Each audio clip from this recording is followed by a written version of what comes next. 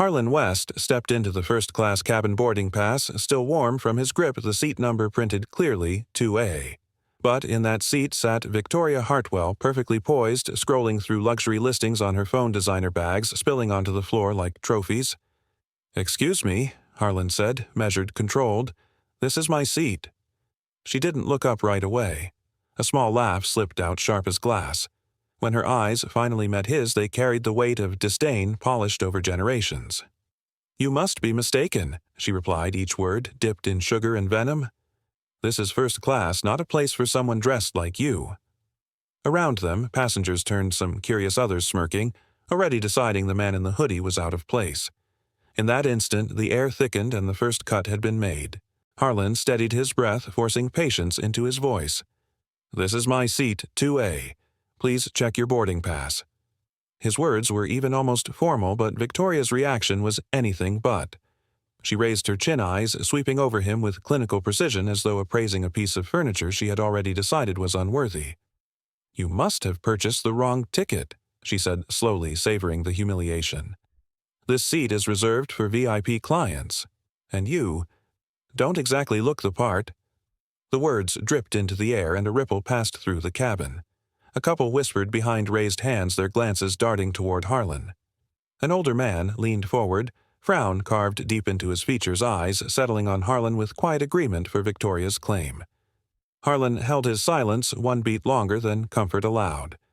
The pause was thick, deliberate, as though he weighed every insult against something heavier lodged inside his chest. In that silence, the paradox sharpened the truth printed on the boarding pass in his hand against the judgment etched on their faces. The cabin had turned into a stage, and the opening act was clear appearances meant more than facts. And yet Harlan did not flinch. He stood boarding pass firm in his grip, carrying a quiet resistance that refused to bow even as whispers gathered like storm clouds. Memory cut through the moment like a blade.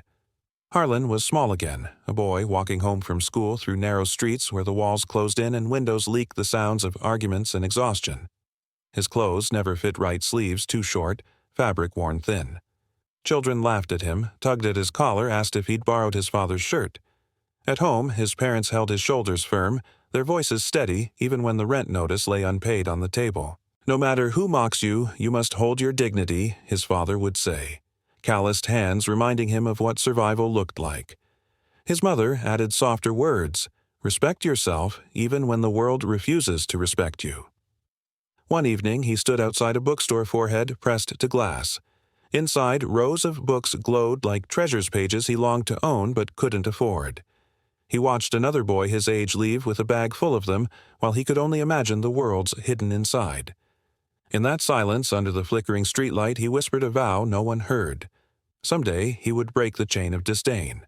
Someday he would prove them wrong, not for revenge, but for the boy staring through the glass, hungry for more than what life had handed him. The vow clung to him, still a silent fire carried into adulthood. Years stretched and the vow became labor. Young Harlan carried trays in a diner until his arms ached, scrubbed floors in office buildings long after midnight, tossed newspapers at dawn before heading to school. Every shift was another reminder of where people thought he belonged. One night, a wealthy customer sneered at him in front of a crowded cafe. "You'll never rise above this," the man barked, tossing a crumpled bill onto the counter. Harlan pressed his lips together, forced his hands steady, and collected the plates. He did not argue. He never argued. He worked. Then came a letter, creased and trembling in his hands, a scholarship. A professor who had seen his work ethic, who believed that persistence could outlast poverty, had chosen him. Harlan remembered studying under the yellow wash of a broken street lamp, books spread on his knees because the apartment was too loud to think. Cold air numbed his fingers, but he read on, refusing to stop until the words became part of him. That determination hardened into armor. Each insult, each dismissal, each laugh in his face became another stone in the foundation he was building. He learned to endure, to outlast, to make resilience his language. And, though few noticed the boy mocked for his worn clothes, was already climbing step by step toward a seat no one believed he could claim. Harlan entered university with a scholarship in economics, carrying little more than notebooks and an unshakable drive. His clothes were plain, unremarkable, a sharp contrast to the polished shoes and tailored jackets of his peers. That difference was noticed and never forgotten. During one lecture, after Harlan presented an idea about transforming passenger logistics, the professor leaned back, lips curling. Ambitious, he said, but the pause was heavy with disdain. Too ambitious. Dreams don't move markets. The room chuckled softly. Harlan said nothing. He simply lowered his gaze, scribbled every word of criticism not as wounds, but as material data points to be studied, fuel to be refined. In the hallway, later classmates whispered behind his back, "He'll never last. Country kid with fantasies." Their laughter followed him down the corridor, echoing longer than the steps. But Harlan didn't argue. He let silence be his shield, knowing argument would only entertain them. Instead, he clung to the vision forming in the quiet hours of study, a vision of something no one else could yet see. Every insult, every dismissal was another invisible brick laid beneath him. And while they laughed, Harlan continued to build quietly, deliberately, with a patience none of them possessed. The question was never if he would break through, only when. Years later, the blueprint in Harlan's notebooks became a company small, fragile, born in a cramped office above a repair shop. He named it after the sky he used to watch from his childhood window. Its mission, redesign how airlines managed technology from scheduling to safety. At first, no one cared. Industry leaders smirked, calling it a backwater experiment. Investors brushed him aside with a wave. "Nice idea," they said, "but you'll never compete with the giants." But the product spoke louder than their doubts. The software streamlined operations, cut costs, and predicted delays with uncanny precision. Pilots praised it. Airports noticed. Slowly, the whispers changed. The same investors who once laughed began to return carrying contracts instead of ridicule. Journalists who had ignored his calls now wrote with urgency, branding him the disruptor who might redefine aviation. And through it all, Harlan stayed the same, reserved, deliberate, shoulders squared against both praise and criticism. Success had not erased the sting of years spent dismissed. It had only sharpened his focus. He knew this was just the beginning. What once lived in silence was now breaking into daylight, step by relentless step. The company went public, and overnight the boy once mocked for second-hand clothes became a figure whispered about on trading floors. Stock prices soared, headlines multiplied, and analysts scrambled to predict his next move. But Harlan never indulged in the noise. Quietly, through layered acquisitions and silent negotiations, he bought into Pinnacle Airways, the airline he had studied since his first days in school. Piece by piece, he accumulated control until the day came when his shares crossed 65%. Ownership, authority, the power no one believed he would ever touch. Yet there was no celebration, no champagne-soaked announcements. Harlan preferred silence. He still wore hoodies to airports, carried the same understated watch, and refused interviews that wanted him in glossy magazines. The world saw only a man who looked ordinary, even forgettable. They didn't see the contracts, the balance sheets, the sheer reach of his influence. They didn't know that the quiet man in row 2A owned the wings carrying them across the sky. And that was exactly how he wanted it. Back in the present, Harlan stood steady in the aisle ticket still between his fingers. His voice was patient, almost formal. "Please check your boarding pass." Victoria didn't even glance at it. With a flick of her wrist, she dismissed him like dust shaken from silk. "Don't bother me again," she muttered, reaching for the small call button at her side. A soft chime rang, summoning the staff. Her eyes lingered on him for just a moment. Sharp and dismissive, the same gaze he had endured all his life, judgment without knowledge, conclusion without evidence. It pressed against his chest heavier than the carry-on bag he held. For an instant, the cabin blurred with memory, classmates laughing, customers sneering, professors waving him aside. And here it was again distilled into one gesture from a stranger who believed herself untouchable. The air tightened, voices hushed as the signal light above their heads blinked. Help was on its way, but not for him. The curtain was rising on the next act, and Harlan felt the weight of inevitability pressing forward. A flight attendant arrived, a smile polished by training, but her body leaned subtly toward Victoria. The performance was clear deference to status. Harlan extended his ticket. "Seat 2A, he said firmly, the ink on the stub proof of his right. The attendant glanced at it, lips tightening, eyes flickering between the paper and Victoria's calm stare. "One moment, ma'am," she said softly. Words directed not at Harlan but at the woman in the seat. The meaning was unspoken but sharp. The benefit of the doubt belonged to Victoria. Around them, a few passengers chuckled under their breath as though watching an inevitable outcome. Their glances stabbed like needles, each one declaring him an imposter who didn't belong. Harlan caught the subtle shift in the attendant's eyes, a quiet verdict before judgment had even been passed. In that instant, the system tilted, siding with the familiar face of privilege rather than the facts in his hand. He stood motionless, but inside the tension coiled tighter. Every look, every false smile, every dismissive gesture carved deeper into the injustice pressing against him. Harlan drew in a long breath, steadying the fire in his chest. In silence, he heard his father's voice, words carved into memory. Being looked down on doesn't make you less. Don't surrender your worth to their eyes. He let the memory hold him steady. Rather than argue, he lowered himself to the edge of the aisle seat posture, calm composure intact. Waiting. Watching. Victoria smirked, triumphant. "That's right. You should find another place."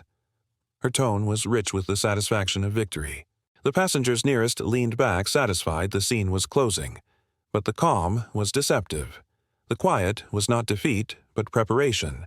The cabin felt suddenly tight, as though every breath cost more than the last. Silence sharpened the air, turning the ordinary hum of engines into a pressure that pressed against everyone's skin. Harlan sat still, but the pause he carved into the moment was its own declaration. He would not be erased. Not here. Not again.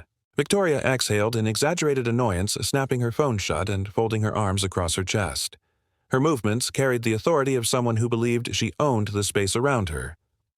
"I've been flying first class for 12 years, she declared, voice pitched high enough for nearby Rose to hear. "I know exactly how this works. You're mistaken." The smile that followed was thin, almost invisible, but sharp as a blade. It wasn't humor, it was hierarchy. A silent reminder she lived in a different tier, and he was trespassing. Passengers nearby caught the signal. Eyes slid toward Harlan, some wide with curiosity, others narrow with irritation, as though he were a disturbance to their comfort rather than a man protecting his right. Harlan's grip on the ticket did not loosen. His answer was low-measured but immovable. "I'm not mistaken." The contradiction hung in the air, impossible to ignore. A printed ticket against a dozen assumptions. A quiet man against a woman rehearsed in privilege.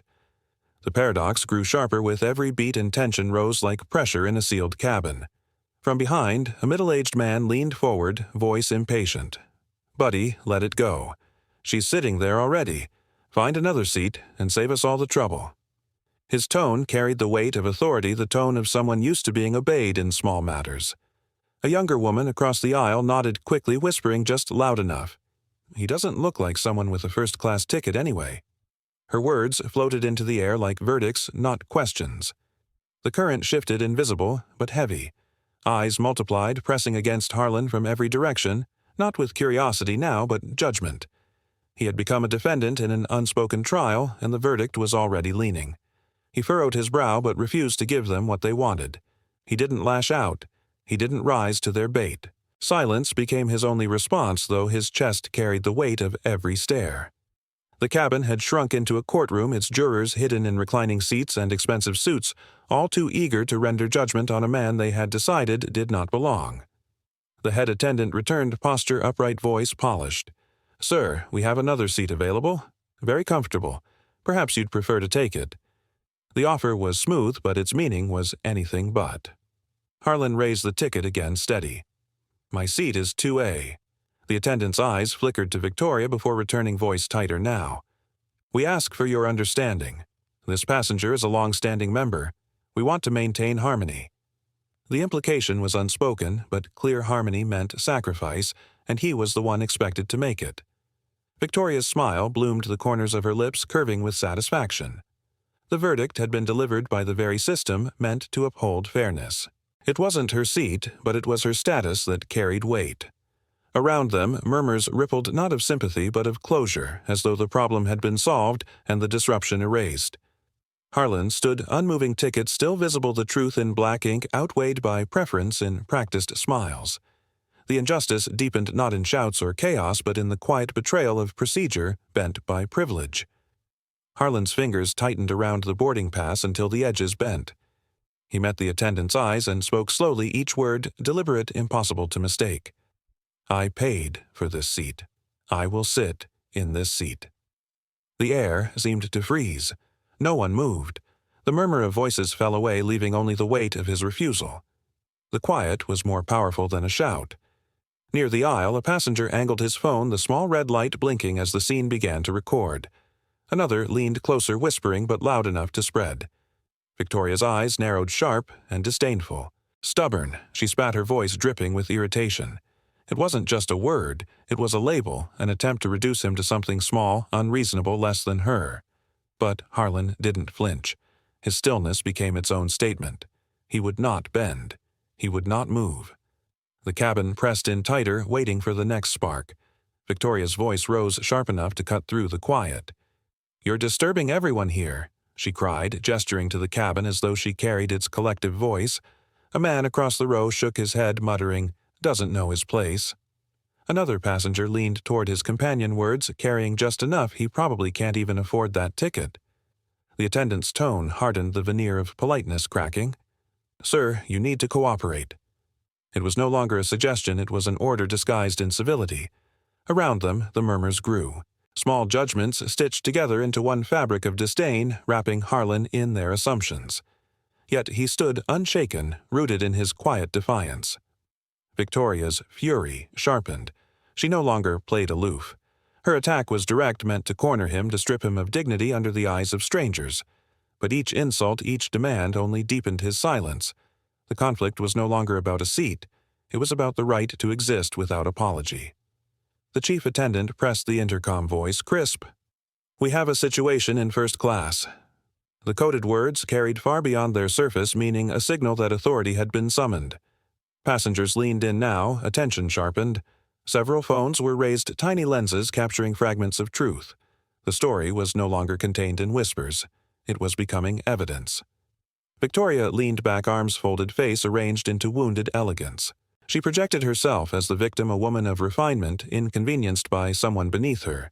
Her sighs, her frowns, each gesture rehearsed, crafted to win sympathy.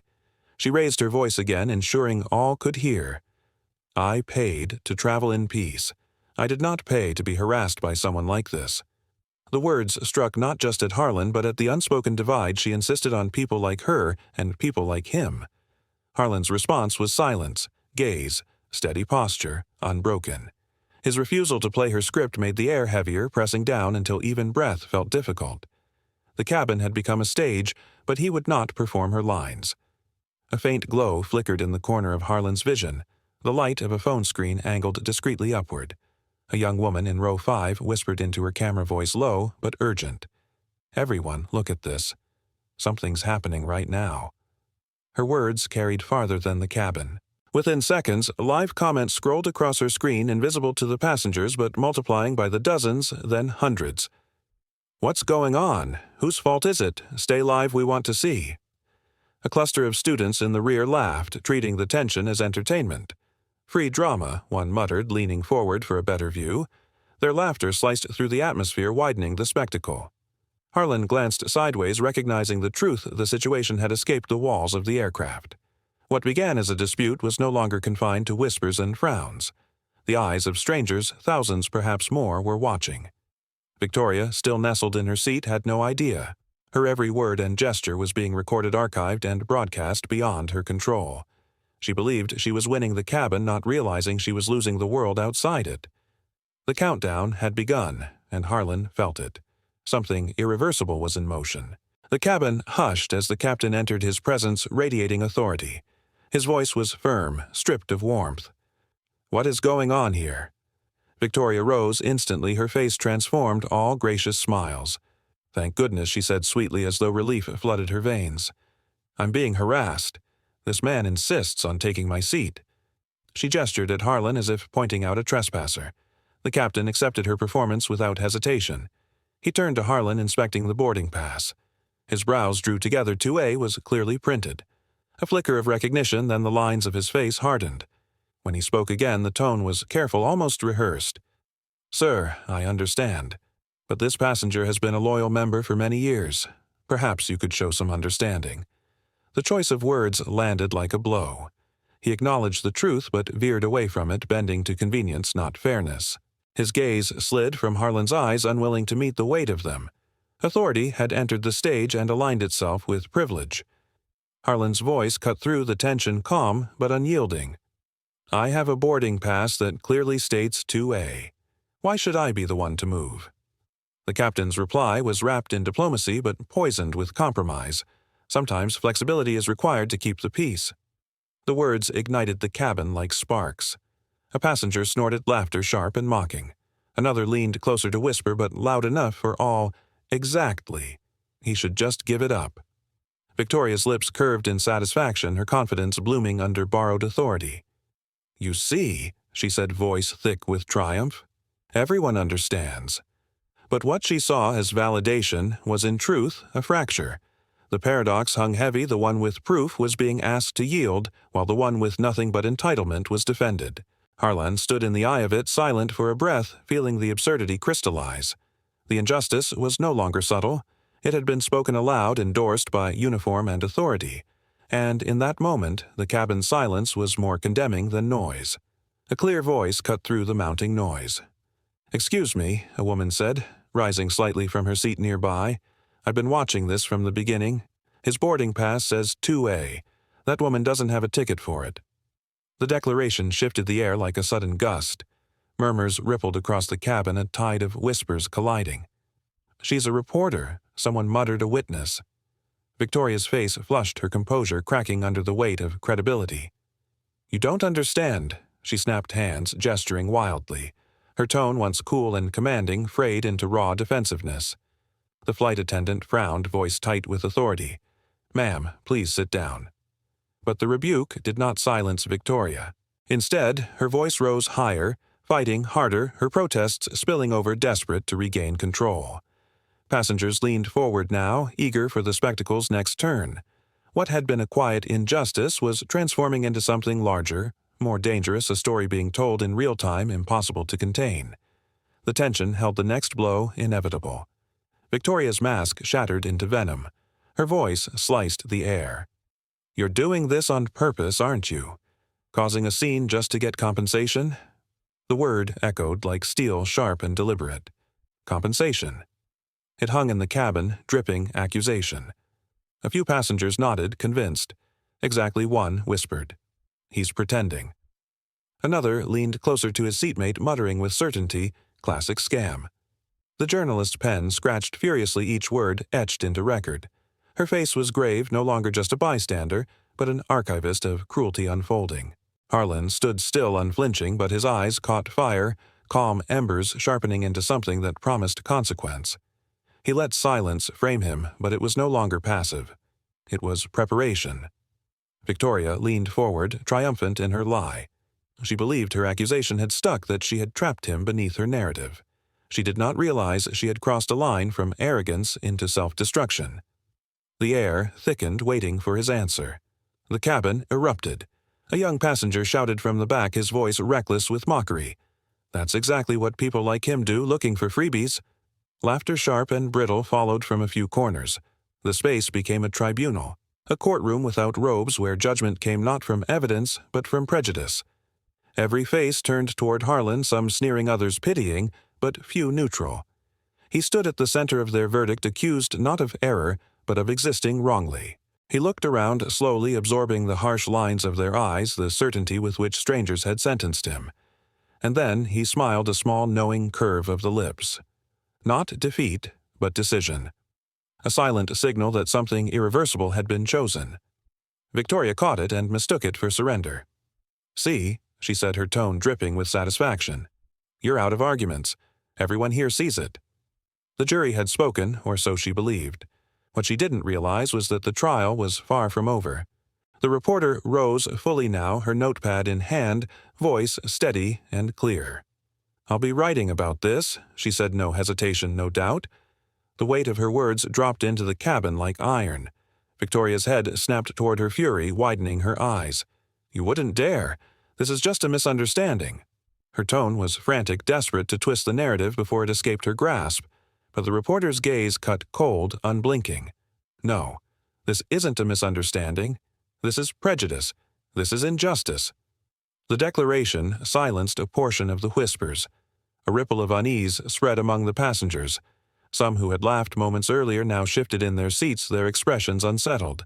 Doubt had crept in, unraveling the certainty of their judgment. Harlan did not move, did not speak.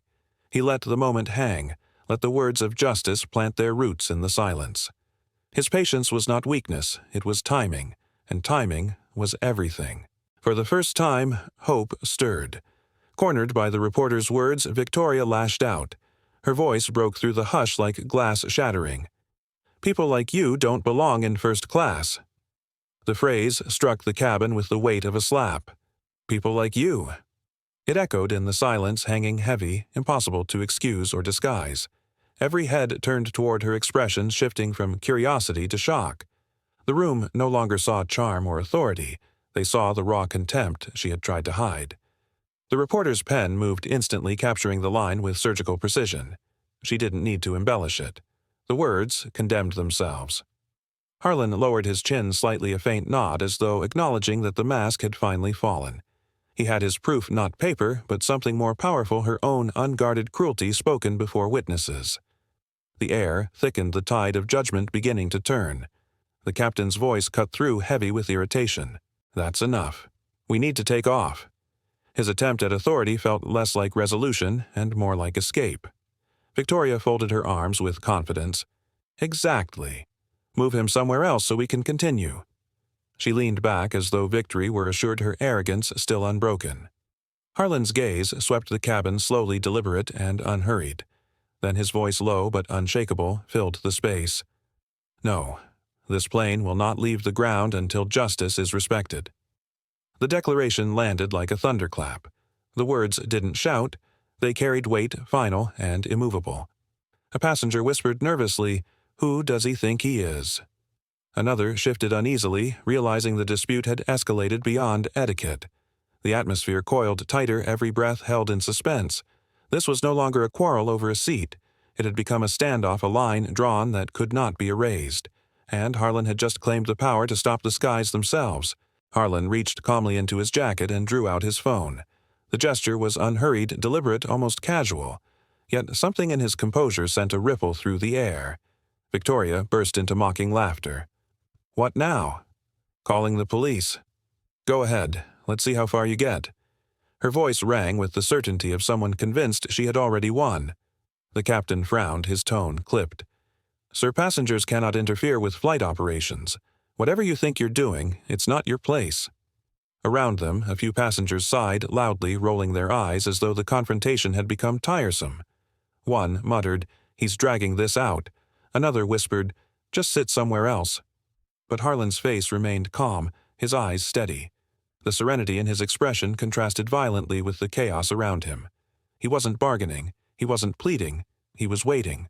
It was the kind of quiet that comes before revelation, a silence that carried more threat than shouting ever could. Something was coming, and only he knew it. Harlan's thumb slid across the screen.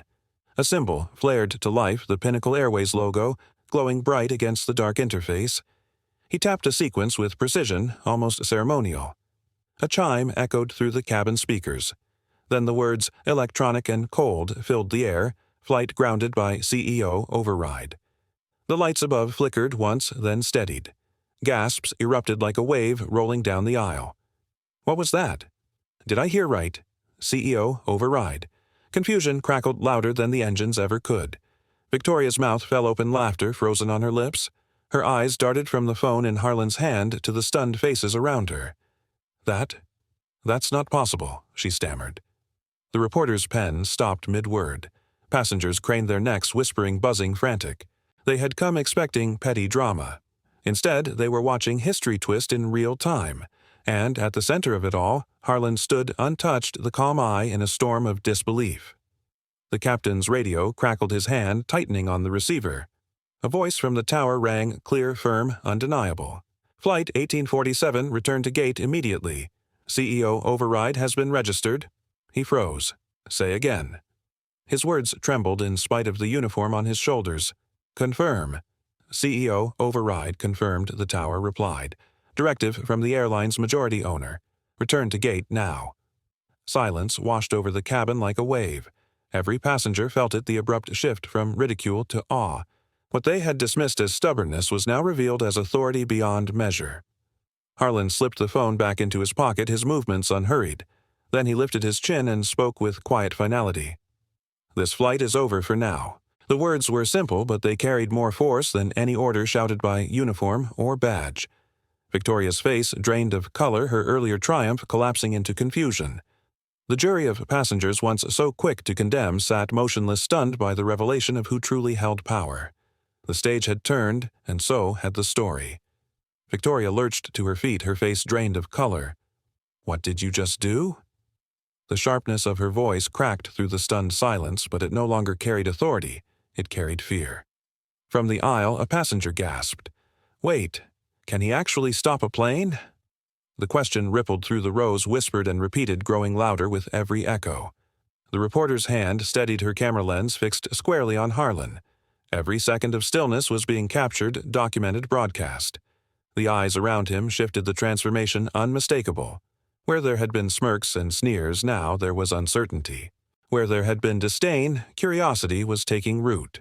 Judgment had fractured into doubt. And Harlan remained still, his expression unreadable. He hadn't revealed his name, hadn't spoken his rank, yet the weight of his calm pressed heavier than all their words.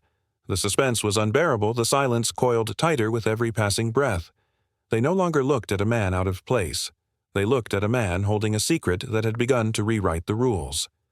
Victoria forced a laugh, brittle and hollow. "You're pretending. There's no way you could—" Her words faltered, hanging weakly in the air. The captain turned to her, his voice no longer steady. "Madam, it was a real order. That override can only be issued by one person. This man has authority." His tone trembled on the last word, as though even he struggled to accept it. Gasps cascaded through the cabin. A man clutched the armrest, staring at Harlan as if seeing him for the first time. Another passenger whispered, "This isn't possible." "Is it?" On the reporter's live stream, the viewer count surged, comments flooding the screen in disbelief. Screenshots and recordings multiplied the moment, already spiraling into something larger than the plane itself. Victoria stepped back instinctively, her posture shrinking. The certainty that had armored her cracked into something fragile. The room that once bowed to her presence now leaned away. The paradox sharpened. The man they had mocked for looking out of place was the one person with power to command them all. Harlan rose from his seat. His movements measured, his voice low but resonant. "My name is Harlan West." He paused, deliberately letting the silence stretch his gaze, sweeping across every face in the cabin. Eyes that had judged him, dismissed him now, froze under the weight of his presence. "I own 65% of Pinnacle Airways." The words landed, heavy, immovable, final. They were not a boast, not a defense, but a verdict. Gasps filled the air. A woman in the corner pressed a hand to her mouth. A man whispered almost reverently, "The owner. He's the owner." The cabin fell into absolute stillness. The laughter, the sneers, the accusations, every one of them evaporated in an instant. What remained was a collective breath held too long, waiting for release. Victoria's lips parted, but no words came. Her power had been stripped with one sentence. The man they had treated as an intruder now stood revealed as the one who held the skies in his hand. A young passenger shot up from his seat, his voice breaking into laughter and disbelief. "Oh my God, this is the CEO of the Airline. I'm live streaming. The CEO."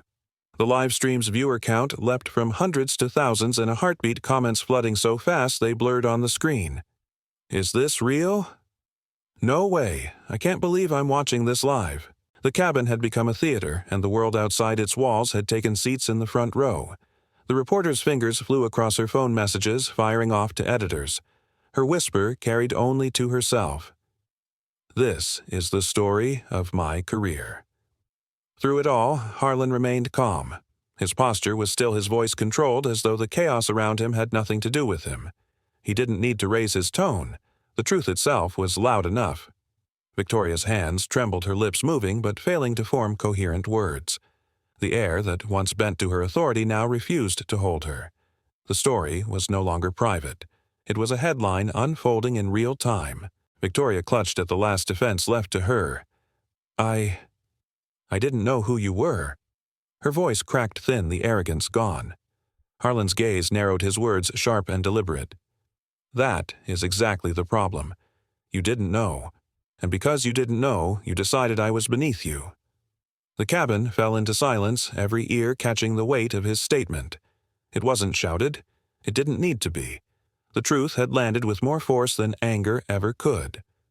A few passengers nodded slowly, their expressions shifting. The truth wasn't just about him, it was about them, too, about how quickly they had believed what they wanted to believe. The reporter's pen scratched furiously, capturing every word. This wasn't just a fight for a seat. It had become a mirror held up to privilege and assumption. The air was heavy, but it was changing. Respect was beginning to replace ridicule. The captain lowered his head, words faltering. "Sir, we apologize." The chief attendant followed, voice uneven. "It won't happen again." Their authority, once unquestioned, now wavered under the weight of his. Harlan looked at them, his tone clear and commanding. "This is not a small mistake. This is a mindset, one that must be corrected." He turned to the cabin at large. "This flight will return to the gate, and everyone here will leave with more than just a ticket stub. You will leave with a lesson." Murmurs surged like a tide. Passengers exchanged uneasy glances, some ashamed, others stunned at the reversal. What had been spectacle was now judgment, and it came not from bias but from principle. Victoria sat frozen, her face pale, her confidence stripped to nothing. The authority she had leaned on was gone, replaced by the steady dominance of the man she had dismissed. The balance of power was no longer shifting, it had already shifted. An elderly passenger leaned toward his neighbor, voice low but certain. "He's not just winning. He's changing something." The words carried weight, and heads around them nodded in reluctant agreement. The young woman with the phone lifted her camera slightly higher, whispering to her audience. "This isn't theater. This is real." On her screen, the counter surged past 10,000 viewers, comments exploding with outrage, with awe, with vindication. Unbelievable. Finally, someone standing up. This will go viral. In the corner, Victoria raised her hands to shield her face from the camera, but it was useless. Every gesture of denial only cemented her collapse. Once the crowd had been her armor. Now it was a spotlight she couldn't escape. No voices rose to defend her. Not one. The cabin, which had sided with her so easily at first, had flipped entirely. What had been laughter at Harlan's expense was now silence at hers. The tide had turned, and it would not turn back.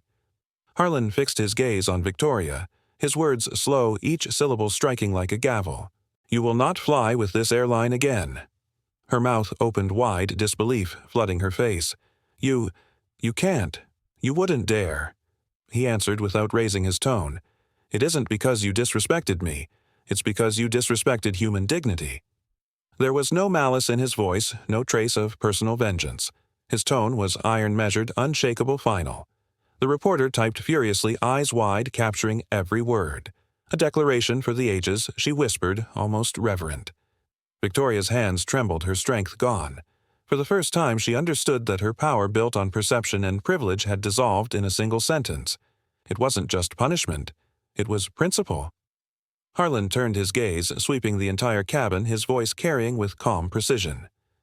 "What did you witness today? A seat taken. Or a dignity denied?" The question landed heavy, too sharp to ignore. Faces dropped, eyes lowered. Not one laugh remained. He paused, letting the silence expand, a deliberate gap that forced every passenger to confront themselves. The weight of their complicity pressed down harder than any insult Victoria had hurled. The atmosphere thickened with reflection, the air itself heavy with shame and realization. On the live stream, comments flooded faster than the screen could hold. "He's right. We're watching history. Respect." Hearts and messages stacked endlessly, a digital chorus of support. The question was no longer about one man or one woman. It had become a collective mirror, and the reflection was impossible to ignore. The reporter stepped closer, notebook raised. "Mr. West, may I quote you?" Harlan nodded, voice steady. "Write the truth. Write so that ordinary people are respected." The words spread like an oath, carried in the hush of the cabin. Cameras caught his unwavering eyes, his calm resolve. Passengers whispered, almost reverent, "We're witnessing history." The story was no longer bound by walls of steel. It had escaped into the world, a message carried on every screen, every pen, every voice willing to repeat it. The plane rolled back to the gate, cabin lights glowing bright. Security waited at the door, their presence quiet but unyielding. Victoria was led out, her face hollow, her pride shattered. Not a single word rose in her defense. The same passengers who once sided with her now sat in silence, watching justice unfold. Harlan gathered his belongings without ceremony movements, calm, unhurried. The balance had shifted completely, entitlement stripped away, dignity restored. What lingered was not noise, but release. At the threshold, Harlan paused. His voice carried through the stillness. No one deserves to be dismissed for appearance or status. Remember that. He stepped out, leaving a silence so absolute it felt carved into the walls. A passenger whispered, awed, "We've just witnessed a lesson." On the live stream, comments surged in waves, applause, gratitude, resolve. Thousands of strangers now shared the same conviction. The story had ended on the plane, but its echo had only begun.